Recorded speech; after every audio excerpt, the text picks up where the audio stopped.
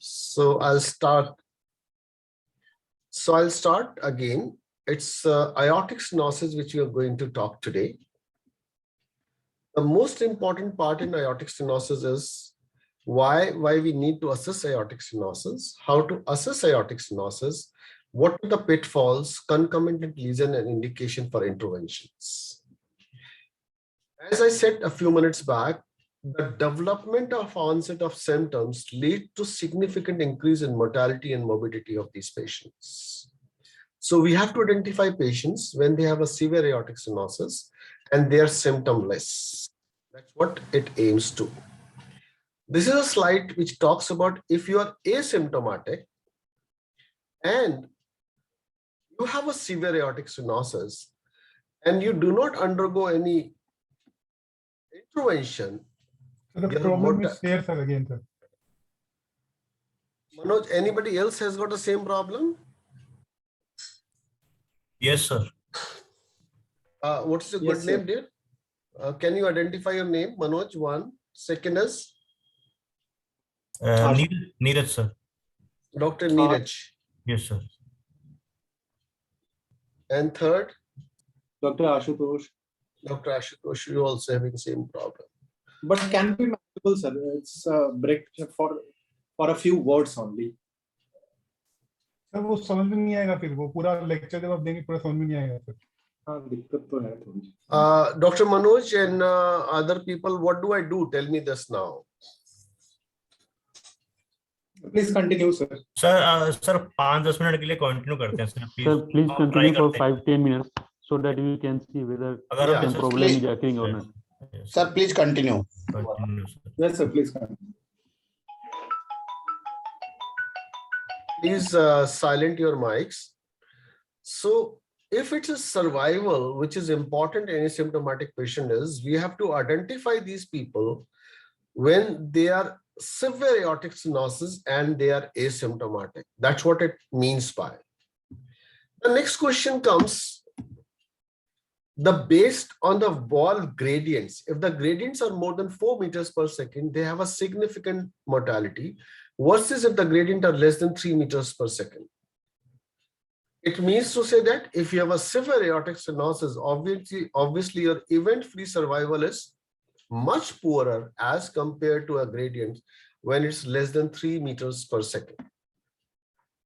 Similarly, survival based of NHYA class, whenever you become dyspneic or whenever your NHYA classification goes up to 3 to 4, obviously your survival becomes poor. It means to say that if you become symptomatic, your chances of recovery are poor. Then we assess the severity of these lesions. And I was deliberating on this particular slide, which is almost 2 decades old, looking at 2 dimensions Doppler. And in this era of echocardiography, when we talk of a 3D echo, transesophageal echo, cardiac catheterization, dobutamine echo, and on top of that, the tissue Doppler spectral imaging, even this slide holds true. What does it mean by? If you are able to assess a patient of 2D echo with the Doppler, if your diagnosis is achieved with the adequate measurement of morphology, gradients, cardiac output, and aortic valve area. And these 4 things are really, really true even today also.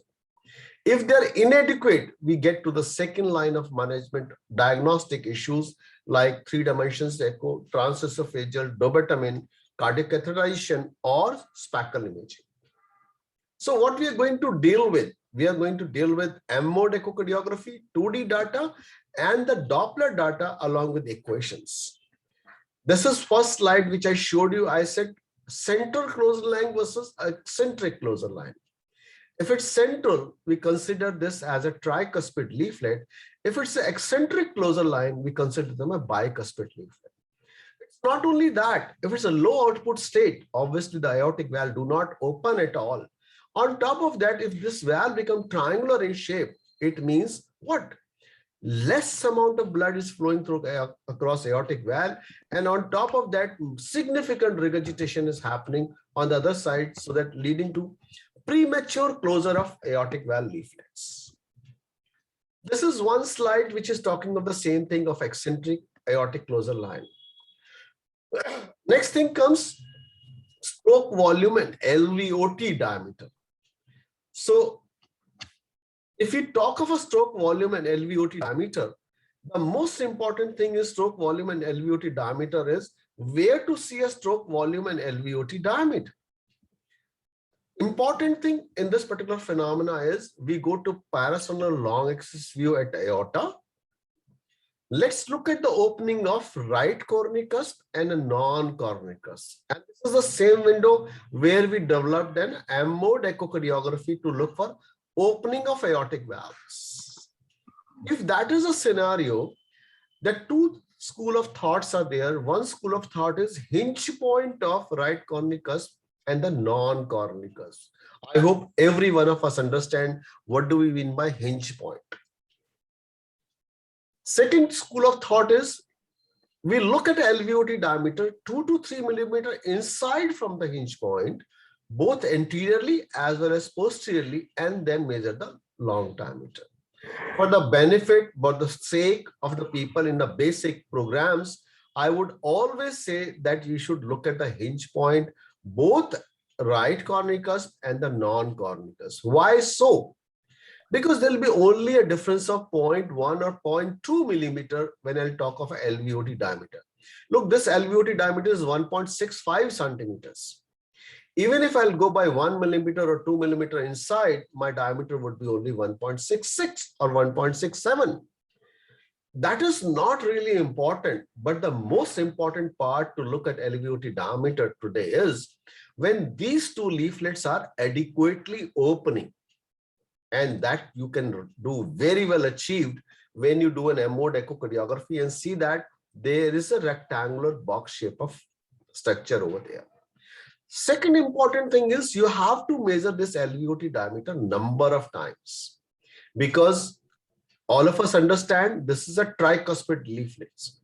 Sometimes what happens, one of the leaflet is opening, other leaflet is not opening. When these two leaflets are not opening, they becomes an oblique kind of a position where my LVOT diameters are not perfect. And that is very important because everything depends on this LVOT diameter for assessment of aortic valve area. Next comes, we go to 5-chamber view. What do we do in 5-chamber view? We switch on our colors. We put a sample volume just before the valves. And where do we keep it? If I show you in this picture, where do you keep it? I'm going to keep it over here. And that's why some people think that we should be 2 to 3 millimeter inside from the hinge point. So at your level, if you are really interested, you can go to 2 to 3 millimeter inside the hinge point, or you can continue with the hinge point with the solutions. Second becomes LVOT VTI, that is LVOT VTI by keeping a sample volume at LVOT. And what do we do? This is a pulse wave sample volume. Once you keep it in LVOT, you're going to trace the LVOT flow or a spectral flow. And once you take this spectral flow, all of us understand what do we get? We get a peak velocity, we get mean velocity, we get peak gradient, we get mean gradient, and LVOT VTI. Here we are not going to utilize the velocity or the gradients, but certainly we are going to utilize my LVOT VTI, which is very, very important in this patient. Next important thing becomes what? The next important thing is my aortic valve VTI. Now, many of you can say, why LVOT, why aortic valve? Look, the blood which is flowing through LVOT has to flow through the aortic valve. In normal circumstances, the LVOT VTI versus aortic valve VTI would be the same. And as we move our cursor from LVOT across the aortic valve, you will find a lot of turbulence over here when the Nyquist limiter will reach and the spectrum will be seen on both sides of the screens or both sides of the line. What do? We switch over to continuous wave Doppler. And this continuous wave Doppler will not only interrogate the velocity across this aortic valve, but across whole of this line. It does not make any difference. What we are going to get is the maximum velocity through this stenotic valve, which you are looking forward. So what do? We just do a continuous wave Doppler, adjust our baseline so we are able to contain this Doppler spectrum pattern. Same thing, if you contain this Doppler spectrum pattern, what you're going to get is you're going to get a peak velocity, you're going to get mean velocity, you get a peak gradient, mean gradient, and a velocity time integral. Now, to a large extent, if you drive these three parameters of LVOT diameter, LVOT VTI, and aortic valve VTI, you are going to have a perfect answer for aortic valve stenosis. Only question remains, in all windows, we should take all these gradients. And that's what I'm going to show you. Like, we have 6 windows talking about this aortic valve gradients. What are those 6 windows? One by one, we'll start. Do we have any window in plaques window? No. Do we have any window in short axis view at plaques window? No. Do we have any window in RV, RA inflow view in plaques? So none of the 6 windows in the plaques, they have a parallel flow to assess whether LVOT or aortic valve VTI. The windows which we have been doing regularly is apical 5-chamber view and apical 3-chamber view to assess your LVOT VTI and LVOT aortic valve VTI. Look at this particular window. This is a 5-chamber window where we take a LVOT VTI. If I switch over from pulse wave to continuous wave Doppler, which will be interrogating the aortic valve VTI, I'll be getting an aortic valve VTI. As shown in this slide, where he not only used 5-chamber, he also used a 3-chamber in calculation of aortic valve VTI. Now, aortic valve is a tri-leaflet valve. The problem with a tri-leaflet valve is they can have an eccentric jet. So we cannot sometimes assess the proper or the maximum velocity and a maximum gradient with this particular 3-chamber or 5-chamber. What do? We go to right parasternal window. What is this right parasternal window is? Let the patient lie down on the right hand side. And once the patient lie down on the right hand side, we look at this aortic valve window in right parasternal window. Then we have a suprasternal window. All of us understand the suprasternal window. I don't have to talk about anything about suprasternal window. In ascending aorta, we can really delineate it. And next comes a subcostal window, which we number of times utilize when we are doing a subcostal view to assess the aortic valve in the subcostal window. And this is what we devised over a period of time in JROP. What we did when we're doing a suprasternal window, we are putting a pillow behind both the shoulders. Then one fine morning when we are demonstrating all these things to the delegate, what happened? The patient pulled out a pillow from his left shoulder. He wanted to become comfortable. And we realized that as soon as he pulled out a pillow from his left shoulder, his right shoulder was little on the right hand side, little raised, and we were able to see a very good ascending aorta. So with this kind of a window, we started using this kind of a window over a period of time, and we were able to get a very good gradient which were aligned to the aortic valve flow and subsequently maximum gradient. The next question would come from a delegate, sir, it is average or the maximum? Look, wherever we look at these windows, wherever the maximum flow is, we are going to take that maximum flow. And once we measure this maximum flow, we have to tell our reports, look, I could get this maximum flow in 3-chamber view or in suprasternal window.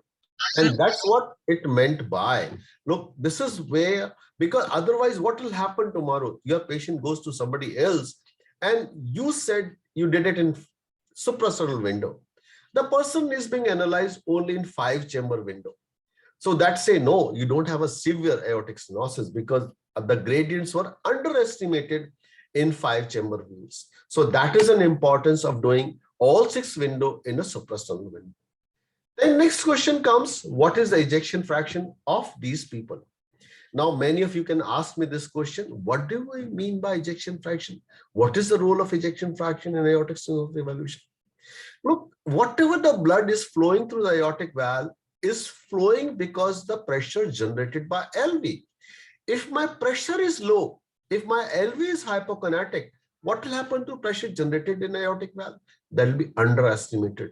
So we have to have a normal ejection fraction, which has been recommended as 55. And later on, the guidelines does not say that to a normal ejection fraction. It has to be modified to 59% of an ejection fraction. So this is 52 versus 54. And we have talked about all this number of times before. The World Alliance of Eco Societies are talking of ejection fraction as 57, 58% in a time to come. So even this has been hold true in aortic stenosis. Now many people are contemplating as ejection fraction of 59% when we talk of aortic stenosis in patients. Now, what do we drive out of these two parameters of LVOT and LVOT VTI?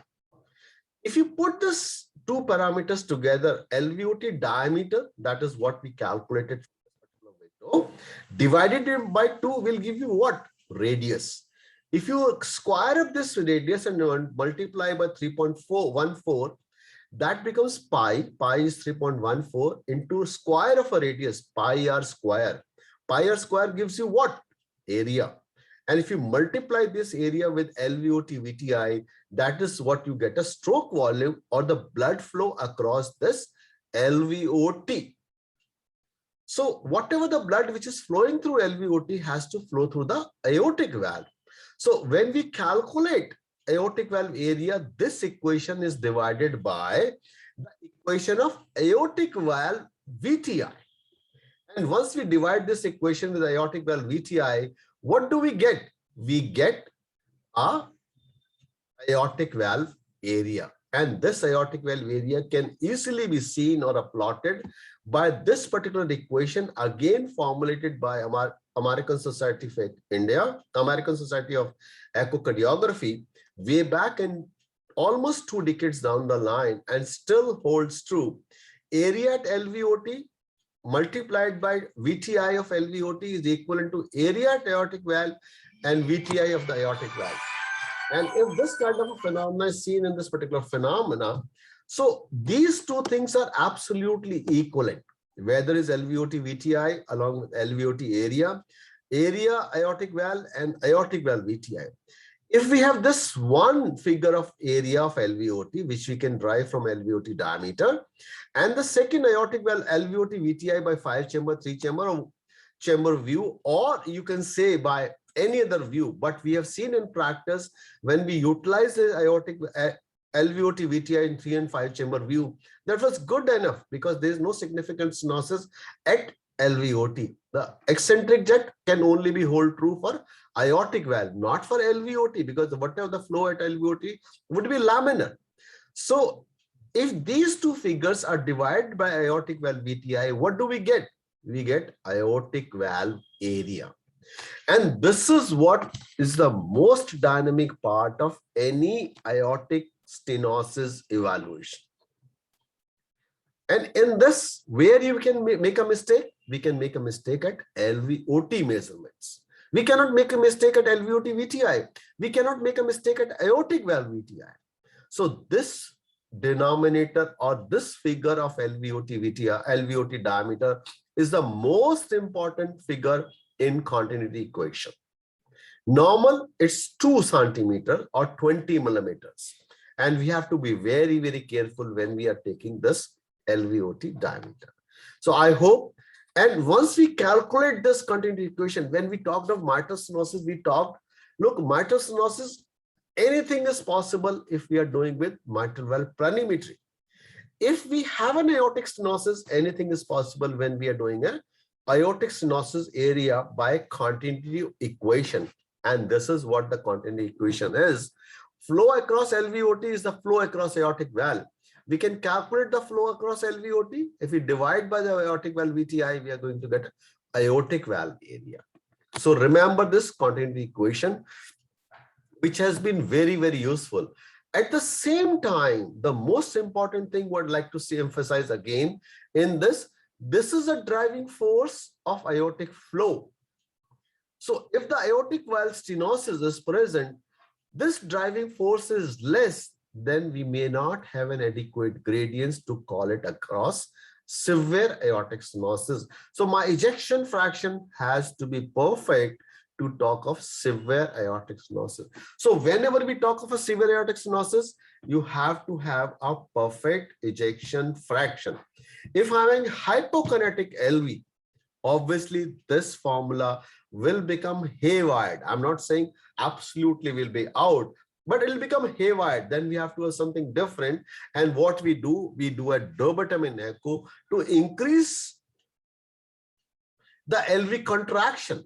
And based on that contraction, we decide whether this is true or a pseudo aortic stenosis. Let's move further. Further in the sense, this is a diagram, pictorial diagram talking of an aortic valve area. If you happen to see this, say 0.7 centimeter square, 0.5 centimeter square, and this is moderate. When we talk of these areas, either we talk of absolute value or indexed value. Indexed value is 0.6 centimeter square, and the absolute value is 0.6 centimeter square divided by body surface area. If we talk of absolute value, it has to be less than 1 centimeter square to decide about severe aortic stenosis. So this is what a recommendation of 2018 onwards, when we said, if it's severe, less than 1. If it's more than 1, we are not talking of mild, moderate, we are talking of progressive aortic stenosis, provided the LV function is normal. Now come next, suppose you cannot measure an LVOT VTI. So what do we do to have an idea? It's not an exact method. To have an idea, you just look at LVOT VTI divided by aortic valve VTI. This is known as dimensionless index. What is the dimension in this particular frame is? The dimension is of LVOT diameter. So if you have a dimensionless index, we call them as LVOT VTI divided by aortic VTI. And if it's less than 0.25, is considered as severe aortic stenosis. Next picture comes in this particular phenomena is, we look at the gradients across the aortic valve. I'm saying aortic valve, which are significantly stenotic. Two figures which make a lot of difference for these is 4 meters of a peak velocity and 40 millimeters of a gradients, mean gradient across this aortic valve. So one I said, aortic valve area. Second I said, dimensionless index. Third figure I said, 4 meters of a flow velocity. Fourth figure I said, mean gradient of more than 40 millimeters of mercury. But I'll add one more. The fifth gradient is LV ejection fraction, which is normal. And if you have these 4 or 5 gradients together with you, you can safely say, my patient has got a severe aortic stenosis with high flow, high gradient severe aortic stenosis with normal LV systolic function. Now you can able to understand, I said severe aortic stenosis because of continuity equation. I said high flow, more than 4 meters of peak velocity. Then you said mean gradient, more than 40, high gradient, normal ejection fraction, severe aortic stenosis. So this is what a classification, what we do number of times when we talk of severe aortic stenosis. Now let's move a little further. Not trying to confuse you, but to make you comfortable. So aortic valve area less than 1. Now you can understand. If it's indexed less than 0.6, peak velocity more than 4, mean gradient more than 40, dimensionless index less than 0.25. There's one more figure at your level, which is known as stroke volume. Now this figure has come into picture for almost last 8 years now, 7 to 8 years. What do you mean by stroke volume? The volume, stroke volume means the blood which is flowing through LVOT. And why this figure came in a stroke volume? First, let me go back and tell you what is stroke volume is.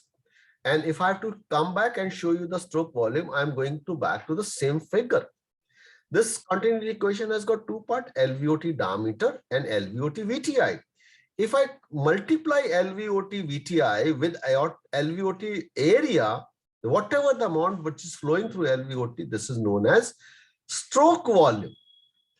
So in one go, we are calculating this figure as stroke volume also. At the same time, we are utilizing this figure for aortic valve area also. Now, second question comes, why I'm talking of a stroke volume? Now, what happens with the people who have got a severe aortic stenosis? The people who have got a severe aortic stenosis, over a period of time, their LV will become what? Hypertrophic. If the LV become hypertrophic, what happens to the LV volumes? The LV volumes would be relatively low as compared to the persons who have got a significantly hypertrophic LV cavity. So that is where the figures of stroke volume came into the play. And once we have this figure of stroke volume into the play, then we talk these people as, I'll go back to my previous picture, severe aortic stenosis based on absolute value and indexed value. Then peak velocity more than 4 meters per second, mean gradients more than 40 millimeters of mercury, and a stroke volume, which I said more than 4 meters as a normal stroke volume of 35 cc or more in these normal subjects. Why devising so much time on all these things when we have an aortic valve area with index aortic valve area is less than 1? Reason is, we are finding many people who are away from this. If I classify these patients as normal flow, high gradient, severe aortic stenosis with normal LV systolic function, we are finding many people who have got severe aortic stenosis, normal LV function, then low flow, low gradient severe aortic stenosis, and what we call them as paradoxical aortic stenosis. Now, whenever the aortic stenosis develops, the aortic stenosis, majority of time, we hardly see any people who comes back in dilated phase. What happens? They go into a transition where LV start relaxing over a period of time, and despite significant LV hypertrophy. So what happens? The LV function start deteriorating. But initially, when the LV is significantly hypertrophied, my ejection fraction is 70-75%. When the LV starts deteriorating, my LV function comes down to 55. It means to say that LV function is normal. But once we calculate the stroke volume or the gradient across this aortic valve, they become slow over a period of time. It means to say that the people of severe aortic stenosis, they move on to possibly paradoxical aortic stenosis, where the area is less, gradients become slow, volumes flow becomes less, but ejection fractions remain normal because that artificially appears to be low, because hypertrophied LV, which had a 70% ejection fraction, could have a normal, as per the records or the literature, a normal ejection fraction of 55%. So at your point, what is the most important point which validates for evaluation of aortic stenosis? Validation is you should have aortic valve area by continuity equation. You should always measure LVOT diameter in Planck's window. You should always look at LVOT VTI 3-chamber and 5-chamber view. Then aortic valve VTI in 6 of those windows, which we told you in last. Then calculate aortic valve area by continuity equation, and those people who have machines available with them or they are utilizing in their practice, you can ask a vendor to create the aortic valve area continuity equation, because if you measure your LVOT diameter, if you measure the LVOT VTI or you measure the aortic valve VTI, the machine will automatically gives you peak gradient, mean gradient, then aortic valve area, stroke volume, and everything in one go. And measure velocity, peak velocity in all of the 6 windows and take the maximum them, and it automatically gives you a mean gradient in the best possible window. Then comes ejection fraction. This ejection fraction has to be a biplane ejection fraction. You cannot just point out at 4-chamber view or 2-chamber view to calculate ejection fraction. You have to give a truly a biplane ejection fraction by tracing the endocardial border. And one important thing I often say, and I often repeat, that you should not use the Tichols method or mode ejection fractions, because that is fallaciously high or fallaciously low. And you can calculate the stroke volume when you're calculating aortic valve area by continuity equation, and that will give you the flow rate in a patient who are having a severe aortic stenosis. Couple of very important things which makes a lot of difference when we are doing an aortic valve evaluations. What are those important things? Look, if you are having aortic valve stenosis, you have to be at ease and not in a hurry. Because a normal case of aortic valve stenosis takes about 30 to 45 minutes for a complete detailed evaluation. In case you are in a hurry and you happen to see severe aortic stenosis, my humble request to every one of you sitting over here is, you postpone that patient, send them back again and tell them, go back and come back after 2 days or 1 day or half an hour, whatever your issues is. That's the most important thing is, because what happens if you have not measured all 6 windows, you're bound to label that patient as progressive aortic stenosis. Second important thing is, if you're not able to align your beam properly for the poor Doppler signals, like poor internet signals. Suppose your jet is eccentric and you're trying to get aligned with the jet. Again, you are going to underestimate it. If your angle of interrogation is oblique, more than 20, then again, you're going to have underestimation. And the most important thing for aortic valve, I did not went into the variety of aortic valve for the simple reason, you have to have a technical expertise of at least doing 50 aortic stenosis patient before you start labeling this as progressive or severe aortic stenosis. And that's true when you really spend time with them.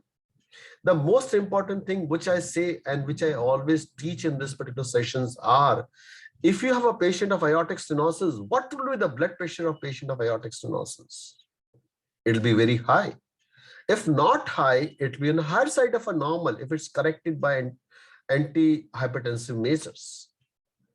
So if the blood pressure is low, and if you're talking of a normal ejection fraction in those subset of population, possibly you are underestimating those subjects for aortic stenosis.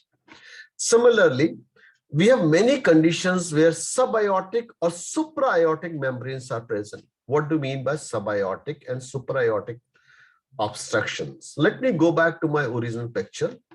Subaortic means obstruction present in LVOT.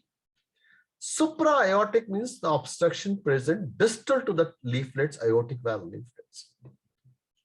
And the common example, what we understand in day-to-day practice is hypertrophic cardiomyopathy leading to dynamic or LVOT obstruction. And why we call them as dynamic? Because LV obstruction is present, but it gets aggravated with every systolic contraction. So in case you have a subaortic stenosis or a supravalvular stenotic lesion, then that is a place where you have a problem for calculating your aortic valve area in a proper way. Then if you have a collaborative mitral regurgitations, what happens once you're doing a suprasternal or other windows, you're trying to align your beam over there.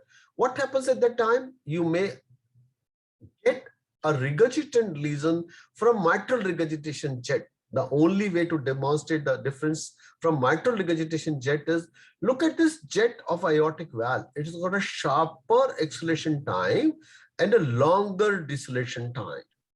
That is very characteristic of aortic stenosis. If you have a dynamic LVOT obstruction, this will be a longer acceleration time and a steeper deceleration time. Somebody who call them as inverted key slope or dragger shape patterns. And in case you are elaborating a mitral regurgitation pattern, it will be a tongue shape. Tongue shape means the tip will not be seen, and tip would be seen as regular or round fashion of a tip would be seen in this subset of population of mitral regurgitation. Why I said mitral regurgitation? Because if you look at a mitral regurgitation, the regurgitant velocity is a difference between LV and LA. If my LA pressure normal are only 10 and my LV pressure, which is blood pressure, is 150. So what is the gradient between 150? Is 140 millimeters of gradient. 150 minus 10, that is 140 millimeters of gradient. And 140 millimeters of gradient will transform to almost 6 meters of a flow velocity across this particular field.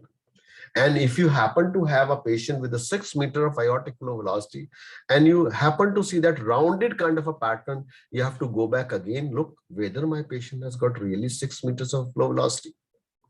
We have seen many people with 5 and very few people with the 5.5 meters of a flow velocity. To tell you very frankly, I would hardly seen 1, 2, or 3 cases of 5.5 meters of a flow velocity. And whenever I see a very high flow velocity, I always think whether I'm looking at the mitral regurgitation or I'm looking at aortic flow. Then what do we do? You can ask me in the next question. What do I do at that particular moment? Look, you look at this rounded shape in other windows also. If that same other windows, the shoe is rounded shape, it means you were doing a mitral regurgitation. Other windows like suprasternal or other window will not show a regurgitation jet of in opposite windows. Once you have done this, then other thing is, when we have a very high output state, this does not make any difference, because what happens, the high output state will give you a high peak velocity, but it will not give you high mean gradients as compared to the other. Then ectopic activity, which is very, very dangerous, because when we measure these people, number of time people, they are in ectopic activity or they're bigeminy. So we have to wait for the patient to become in normal sinus rhythm, and we leave that bigeminy, then we leave one more pulse beat and then measure the aortic valve gradients. And then atrial fibrillation, obviously this is not a cup of tea when we measure our aortic valve gradients. In those kind of a cases, we look at other modalities for evaluation, aortic valve area by other. So what is the source of error in Doppler evaluation at our centers? Improper evaluation, respiratory patient, Doppler angle of evaluation, and the most important thing is not utilizing all 6 windows, and especially when you're in a hurry. I can quote of my mistake, which I did with one of my patients. We followed him for 2 years and he was having a recurrent breathlessness. His breathlessness was not constant. He was having episodic breathlessness. His window was very poor. And one fine morning, when I was looking at him, I could hear a harsh systolic murmur, and which I could not interrogate with my best of capabilities. And when I went to right parasternal window and a suprasternal right oblique view, I could really get that gradients. And as soon as I got the gradient, I realized, look, even I can make a mistake of this person who was having aortic stenosis for past 2 years, and we were labeling as a patient who was allergic or asthmatic or whatever you say, a bronchitis in between. So that's what happens even with us also. It's not with you alone. It can happen with anybody and can happen with us also. So what's my experience for after that? Believe my word, after that, the first thing, if I'm looking for aortic stenosis, a patient who has got a thickened valve, I'll take out my stent and hear the ascending aorta, whether he's got a hush murmur or harsh squeezing murmur, whether we can hear it or not. And we can really time it with systole or diastole to look whether he has got a severe aortic stenosis or not. Before I close and take up your questions, that's what exactly I was trying to tell you. Now spend time and don't be in a hurry what I'm going to say or tell you. Look, peak velocity more than 4, mean gradient more than 40, aortic valve area less than 1 centimeter square, index is 0.6, and a flow rate more than 35 cc per meter square area. This is a normal flow, high gradient. What do you mean normal flow? Here is a normal flow and here is the high gradient. But aortic valve area remains constant. Now, second situation comes where your area remains less than 1 centimeter square, but your gradients falls. that's less than 4, less than 40, but the flow remains maintained. So aortic valve area with a normal flow, but low gradients. So this is scenario which is true in day-to-day practice. Third question comes, when your area remains less than 1 centimeter square, but your flow and a gradient reduces. And this is known as low flow, low gradient, severe aortic stenosis. And this is what a paradoxical aortic stenosis I was talking a couple of minutes back. When you see this, you're very comfortable. When you see this, you become uncomfortable. And when you see this becomes almost very, very uncomfortable. Now, this kind of a phenomena is very close with this kind of a phenomena. Look, these two slides, they look reasonably the same.